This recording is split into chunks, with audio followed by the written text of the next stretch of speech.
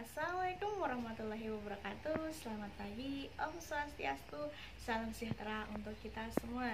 Bertemu dengan Buha berarti bertemu dengan mata pelajaran sejarah. Hari ini kita akan membahas tentang reformasi gereja.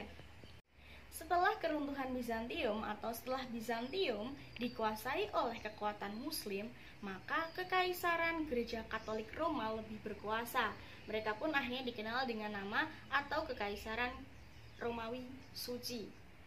Jadi, di sini kekuasaan gereja sangat tidak terbatas dan Sri Paus pun banyak melakukan praktek-praktek yang memperjualbelikan kekuasaan, di mana gelar paus itu dapat dibeli. Kemudian seorang raja ketika akan diangkat harus mendapat yang namanya disahkan, atau kalau di dalam istilah kerajaan Jawa di Abiseka, mereka harus diakui oleh seorang paus atau diangkat paus untuk menjadi seorang raja. Kemudian paus itu mengatakan bahwa mereka adalah orang kudus, artinya orang suci yang bisa mengantarkan manusia biasa untuk menuju surga. Lebih parahnya, para paus dan pastor itu dilarang untuk berhubungan badan, tapi faktanya mereka pergi ke rumah-rumah bordir untuk melakukan kegiatan tersebut. Parahnya lagi, gereja memperjualbelikan yang namanya surat penebusan dosa atau indulgensia, yang artinya ketika kamu kaya, kamu dapat membeli surat indulgensia dan dosa kamu akan terus berkurang. Sedangkan bagi si miskin, karena tidak memiliki uang, maka dosanya akan semakin banyak. Kenapa? Karena mereka tidak mampu membeli surat penebusan dosa. Karena beberapa praktik inilah, praktik gereja yang dilakukan oleh gereja, akhirnya menggugah seorang Martin Luther.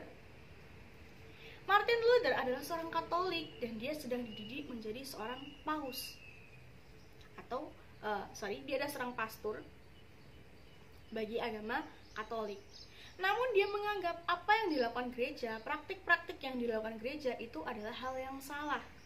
Sampai pada akhirnya Martin Luther membaca sendiri dari Alkitab.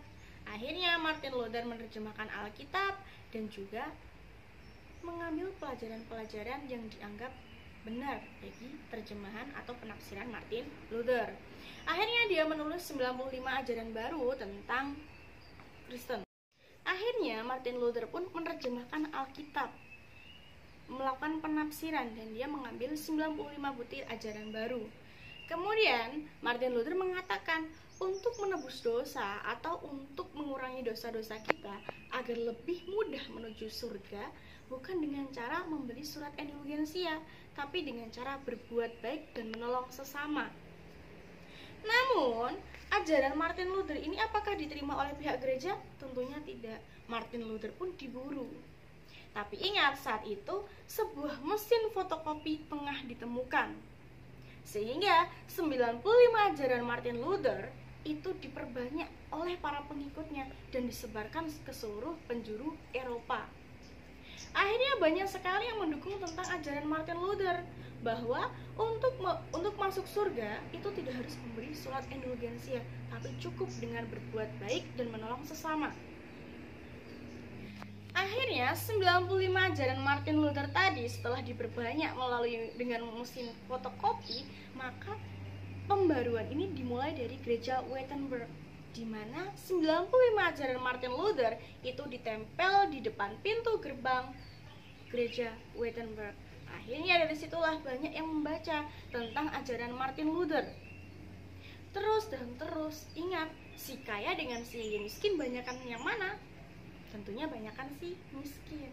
Akhirnya banyak sekali yang mengikuti ajaran Martin Luther, dan gereja-gereja Kristen pun mulai berdiri di Jerman, kemudian di Baltik, dan juga di Skandinavia.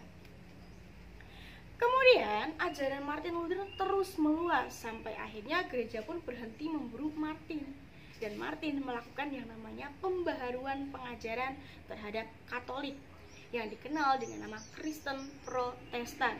Artinya sebuah agama atau sebuah kepercayaan baru yang lahir dari sebuah protes. Dan kita tahu bahwa pereformis ini bernama Martin Luther.